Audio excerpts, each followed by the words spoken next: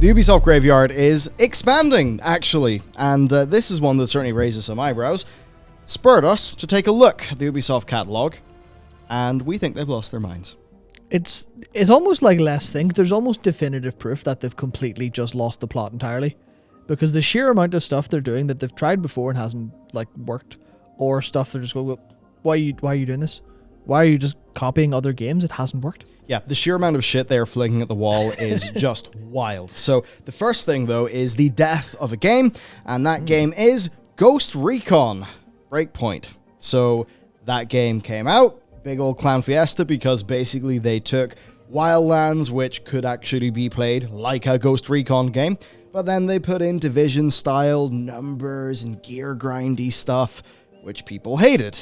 The game had a really big backlash that caused Ubisoft to basically relook at loads of their lineup, delay so many games by well over a year, which killed their stock price. In that time, we see them greenlighting and bringing to the public weird games that nobody asked for.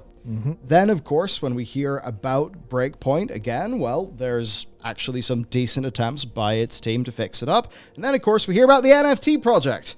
Right, Ubisoft Quartz, which was piloting in this game. And you'd think if they were going to pilot their NFT project in this game, that they, considering how much they really are bullish on NFTs as a part of their business, that they would have intended to support this game for longer. But no! Yeah, instead of putting the NFTs in the game they're going to support, what they've done is they've put the NFTs in the game that they're about to kill, and then they bring a game back to life that has been dead for over a year. And you really have to wonder, who's making decisions and calls at Ubisoft? Because I think they need to go lie down for a while. Yeah, seems all kind of mental. So basically there was an update on the Breakpoint website that was just a decently unceremonious, yep, here we go. Yep, final update on the way. That's going to be it. The Ubisoft Quartz website said, you own a piece of the game and left your mark on history. Hell yeah, gamer. You own history. Congratulations. Yeah, you own your NFT, which, obviously people are pointing out, NFTs. The whole point was, this is a thing that's, it's not unique to Ubisoft servers. This is something that has, you actually literally have it in this digital ledger, which means you'll be able to use it in other games. And that hasn't manifested, even though the game's, it's continuing service. It's just not getting updates. So it's still it's not like you can't not access it. But it's until they go, oh yeah, you can use your Breakpoint NFTs in the Division. If they don't do that, then the entire NFT thing was just pointless. Yeah, until I can swap Aiden Pierce's iconic baseball cap, or whatever the hell it is that he wears, for one of these Breakpoint bandanas, then their whole thing doesn't make sense. Their whole point is supposed to be transferability between the different games. Anyone who knows, working in a game engine and shit knows that's just stupid. You're just going to have to make the same thing multiple times in multiple different games, or at least have the effort of porting across. So basically, the whole promise of the NFTs is just fallen over, and it's very stupid. Yeah. But that's not all with their not throwing shit at the wall. So we got Hyperscape, right? Hyperscape didn't work, rip Hyperscape 2020 to 2022. Good news, everyone. Pathfinder's coming out. Yes! It is a hero-based third-person PvEVP battle royale. Hell yeah. Yeah, so so this is something that Tom Henderson was reporting on. Obviously, we've talked about him a lot because he has so many sources in Ubisoft and EA and some in Activision as well for shooters and things. And he's just this is what is it he said? He said, I have no doubt these comments will come to bite me in the ass, but from what I've seen, it looks pretty good. But then goes into it being it's this the Cycle Frontier knockoff, apparently, in a way, where it's this your squad-based, hero-based stuff. You try to get to the center of the map, but routes are blocked off, based on what you're, procedurally, depending on the game. Then you have to level up on your way through by killing a load of enemies in PvE. Then you PvP either during that or at the end when you meet in the middle. I was that sounds kind of interesting, but also that's just a PvE shooter, which you already have 4 of. Yeah, I think the worry is that it could end up like Hyperscape, because Hyperscape's actually a really good game. Yeah. It was a really good game anyway. And they keep on making these pretty solid entries in a gameplay niche, entries in a genre. And that's been the weird thing about Ubisoft. It's they've just been greenlighting stuff, and it kind of comes out and nobody really cares. It's they've got something just a little bit backwards and don't really know it's going to resonate with people. Here's a great other example. Call of Duty Warzone's doing well. Okay, let's do one. We've got Ghost Recon Frontline. You probably forgot about Ghost Recon Frontline. I did. Yeah. Honestly, even Ghost Recon fans who responded to like the Breakpoint news on Twitter, even they forgot about Frontline. A lot of them like, oh shit, does that mean there's no Ghost Recon games happening? What's happening next? And then other people are like, oh, remember they're working on Frontline? They're like, oh yeah, sorry. I completely forgot about that. So Frontline was pretty brutally received. Like, not as a game, but as a concept, right? So they did their little trailer, and people just basically defaulted to, no, that's not Ghost Recon. What the hell are you doing? So it's a class and squad-based massive PvP shooter. According to early beta testers, it's very obviously just an Ubisoft-flavored answer to Call of Duty Warzone. One tester tore it to shreds on Reddit before Reddit's legal team had to kill it, so that's all very fun. From that person's test, though, they said it looks shitty, runs bad on a 30 series card, time to kill is really quick. Most of the time I didn't... Okay, broken English, but basically... TTK, high to the point of not really feeling there's counterplay opportunities, I assume. Recoil is similar to CSGO, but worse. Maps are weirdly designed. I be hearing gunshots everywhere, but I can't face an enemy or just get shot on the map. Basically, a player having a bad experience in this. I don't really know how much we can look into it, but it's just quite interesting that... Reddit legal seems to have taken the post down. I think it's because it was closed beta, so it was under NDA. So yeah. Some of the things they've said are like animations not being that great. Ready or Not has better sounds, graphics and animations. Controls not really feeling great. Delay on crouching. Feeling empty. Doesn't feel like COD. Doesn't feel like Tom Clancy or CSGO or Battlefield. Which in a way you could say is a good thing, that it feels like its own game. But if that ends up not being good, that's not really great. Now that said, the time to fix all of this user-facing jank is a closed beta. Because often what will happen in something like this is, you have your broad beats of the gameplay. Those are out. Those are kind of there, but you can have little usability things. Pretty good example. We are running a very small, it's like a 25-person closed beta test for The Pale Beyond right now. And, I mean, in general, feedback's been really good, which has been awesome. But also, like, little usability, quirks. Even just things like scroll wheel feels inconsistent between this view and that view. And those things take people out of the experience, and sort of tank their gameplay. But that's what a closed beta is for. So, I'm not going to jump down their throats other than saying I don't really think that a Warzone attempt is what people want from the Tom Clancy franchise, but it seems like Ubisoft are thinking more about themselves. What markets do they want to be in, rather than our customers and our fan bases? What do they want, and how can we best serve them? Yeah, I think that's the issue. They're making games for the audience they want, not the audience they have. Yeah. Which is interesting for Ghost Recon because it's Frontlines by a different studio. Breakpoint was by Ubisoft Paris, but they've no other projects that are like there, and obviously they're a big studio if they made Breakpoint. So they've got this situation where they've just left Ghost Recon fans without a Ghost Recon game that's a Ghost Recon game in terms of what it is to play on the horizon. And maybe that's like an unfortunate thing of they have something they want to announce from Ubisoft Paris, like the follow-up to Breakpoint, but they don't have it ready to announce yet. But it just means that fans are like, what's happening in Ghost Recon? What's happening in my, favorite franchise? The Warzone clone? That's exactly what I want. Fantastic. Thank you. Go fuck yourself, Ubisoft. I think that's like what a lot of people are feeling at the minute. Yeah, no, that's how people would feel. Yeah. And then when we hop over to The Division, that's another interesting example, because The Division always does really well initially, and then it peters off and maybe has a comeback story. So when we go into this, of course, there's The Division universe, where, of course, there's the Division 2 content continuing, and there's also the Division Mobile, there's a novel for The Division, there's a Netflix film for The Division, and then also The Division Heartland, which makes us think, Tarkov's doing well, let's have one of those. Yep, that's another thing from Tom Henderson going, oh yeah, this is what I've heard internally about Heartland, here's all the game modes. It's not literally Tarkov, but it's, it's very much inspired. You've got the scavenging, the looting, and trying to get all the loot that you've scavenged back out to your base of operations from where you are, which is literally just how Tarkov works. Yeah, so okay, cool. Free to play, PvEVP, just like Tarkov, but in the setting of The Division with its enemies and stuff. Which, I mean, hey, like, was it the survival mode with The Division 1 that came out toward the end that people really, really, really liked? I believe so, yes. Yeah, so the idea of being like, right, here's our engine, here's all the shit we've already made for The Division, can we create a new gameplay niche, a new gameplay mode, and that's really fun. I think like most people are going to say, yeah, thumbs up, that's great.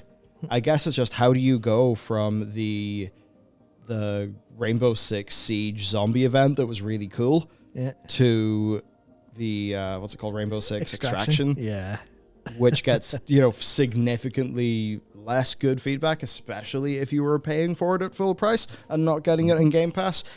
So with this, it's like, okay, Division players would probably really enjoy that. I mean, the Dark Zones, Black Zones, whatever they're called. Dark Zones, Dark Zones, that's it. Yeah, like they're really cool.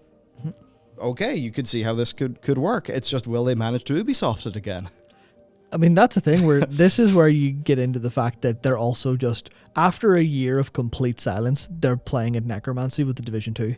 Because that was just gone to the wind for like a whole year. Literally, I think it was, they went from title update 12 in December 2020 to title update 14 in December 2021. That's a bit more And rough. it was literally just a couple bug fixes and balance changes. I was looking at the wiki, and I was like, that game was just dead for over a year, and now out of the blue, like, oh yeah, hello, this game's alive again. That's almost literally what the creative director said on Twitter.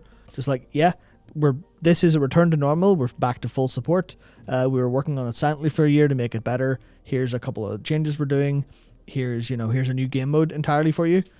And then you're just left thinking, you've added a new game mode to Division 2, and then you've made a new free-to-play version of the Division, which is a different game mode entirely. Why'd you not put the Heartland game mode into the Division 2? Wow. Would that not? Well, we all know why. Yeah. And it's kind of understandable. That's true. That's true. But it just feels weird that it came at the cost of the Division community, people just not really knowing what was going on for a while. Yeah, especially, and it's even I believe it's a different studio working on that as well. So you're just like, why did the Division 2 die for a year? When that's, for a game like that, you want the support to on-go, otherwise players will drop off and find something else to play. So, I mean, I can't imagine there are as many Division 2 players now as there were a year ago. As an example, I'd say no. I can't imagine. And the thing, though, is that Ubisoft Massive is massive. It's got like 750 staff. Yeah. We heard from the departing co-founder, I believe it was. Yeah. So they're working on an Avatar game that's due out this year, which in itself is a bit weird because where are those movies? We keep on hearing that Cameron has been filming multiple of them pretty much in one big go. Maybe a bit more the sort of Lord of the Rings, very, massive sort of shoots style, and that those are supposed to just kind of come out yearly. But we keep on seeing those be delayed. So I'm not even sure with that game, if the movie gets bumped, will the game get bumped? Who knows? Technically, it is due out this year. They've also got an unknown Star Wars game, which could be an interesting thing. Yeah. It's just hard to know. It's a bit weird. And then when you kind of go to what they're doing with shooters, they are trying to have an entry in every single type of shooter that you could think of to run through them, right? Rainbow Six Siege. Yep. Rainbow Six Extraction for your zombies. The Division 2 for your loot shooter. The Division Heartland for Tarkov. Ghost Recon Breakpoint for your, I guess, Wildlands era reimagining of Ghost Recon, but that's dead. Ghost Recon Frontline, a Warzone-like battle royale. Hyperscape, a dead battle royale. X-Defiant, an arena shooter. Pathfinder, a battle royale-ish game. Splinter Cell, who knows? Then there's Rainbow Six Mobile and the Division Mobile. Yeah, so it's a lot of what they're doing is okay, these are pretty interesting products, but you're thinking, why are you spreading yourself and all your resources so thin and trying to target these niches within the shooter market instead of putting not even all of your employees, but all of your, I guess, organizational weight behind doing something that actually kind of is going to actually work? Because it's the kind of thing where there's nothing really wrong with this approach, but then you factor in how it's actually happened for them. Siege is doing well. Division 2 dead for a year. Heartland probably fine. Breakpoint complete shamble at launch. Absolute shamble. 2 year support dead. Game lasting for 2 years is not going to fly in this market anymore. Frontline, is it going to be another Breakpoint? It's a different studio, so probably not, but the beta stuff looks a bit thing. No one really wants it.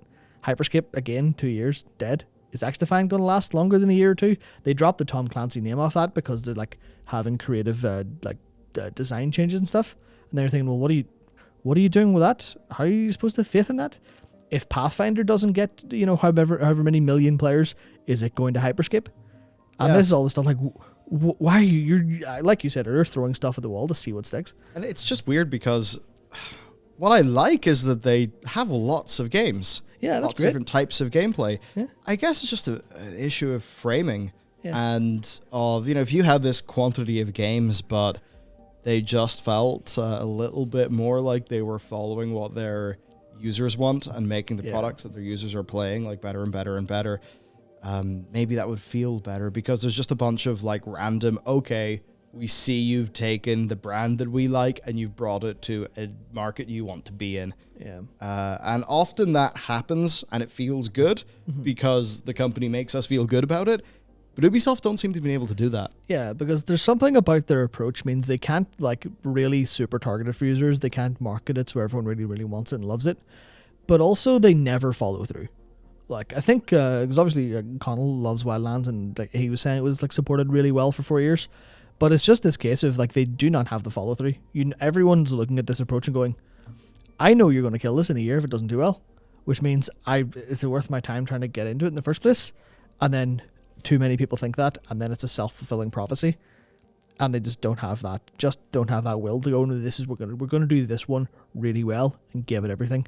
It's almost the same approach that I see like EA take to Battlefield, where they release a Battlefield, they're like, this is going to be the best shit we've ever made in our lives. Here it is. And like half the players go, it's not really what we wanted. Then EA go, sorry, we'll cook you up a new one right away.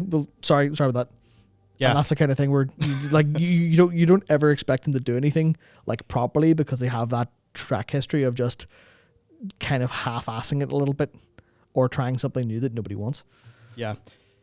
Trickier within that like multiplayer shooting space. Yeah. Because at least if you say you have a Final Fantasy game that people really like, and then you do a few spin-off titles from that, then it's like, okay, here's more of the thing you like, which it's different to do when these kind of like tentpole games are more live service shooters. And when we go to their other games, then there's so many: Skull and Bones, Immortals Phoenix Rising sequel, Splinter Cell remake, Assassin's Creed Rift, Assassin's Creed Infinity, Far Cry 7, which is rumored to be taking a AC Infinity like live service approach. There's a Sands of Time remake, wherever the hell that is. There's the new Prince of Persia game. Saw some rumors it's a side scroller, so that's kind of interesting. The Crew 3, Mario Rabbids Spark of Hope, Roller Champions, Beyond Good and Evil 2, which will be out maybe next decade. We've got Oddballers, which has the very interesting little tagline here of bend your knees and thrust your hips. It's almost in time for an intense dose. Yeah. Okay. Reveal the next to that, and it's like of dodgeball action. Yeah. But that's just them publishing. I can't remember the studios. I almost want to say they're Danish, maybe not, but they're just this like small studio that they're publishing a game of.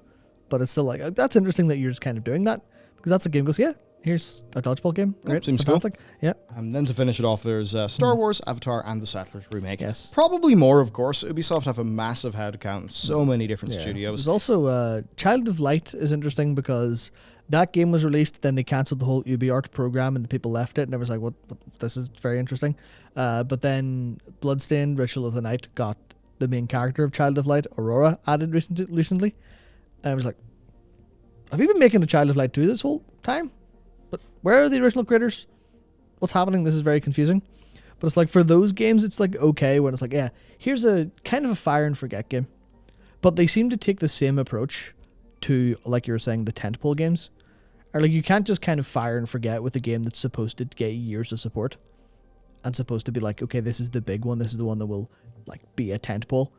They just kind of mix up their approach, and it isn't working very well so far. I mean, also there's a whole thing of, be it COVID, be it all of their delays after Breakpoint, just completely shot the bed on them. But there's a lot of games and none of them are anywhere in sight. Maybe that'll change by the end of this year, but it's like, what is going on there? They're just a weird bunch. I think that, whenever I liked Ubisoft games the most, it wasn't that older Assassin's Creed era where Ubisoft just kind of meant like, hey, here's a single player game, enjoy it. Yep. And, generally good quality, right? I mean, okay, they bloated those Assassin's Creed games with random tower defense and stuff, but, generally speaking. But it seems that this era of the live services taking over has really led them astray. And if you think about, like, Rainbow Six Siege, it did so well because that demo blew people away. It felt like it was creating a bit of a new genre and really pushing the pushing the medium forward. Yeah. And I think that if they want these big new things to be successful, they need to be that good. They need to feel that good to players at first glimpse, rather than, I see you've taken the branding points we understand and moved them into a boilerplate for this genre, which so far, even if that's not what they've intended to do, it's how it's felt. And certainly they've been met with a level of success that suggests that's how it's received. That's the most diplomatic way I've ever heard that, but Yeah, probably. but yeah. Yeah. So look, there you go. Ubisoft, what the hell's going on with them? Who the hell knows? You know what? I'd say that Division Tarkov mode is actually, I think that probably would be quite fun for a whole bunch of people. Of all of these random throw shit at the wall games, that's the one that actually does make sense to me.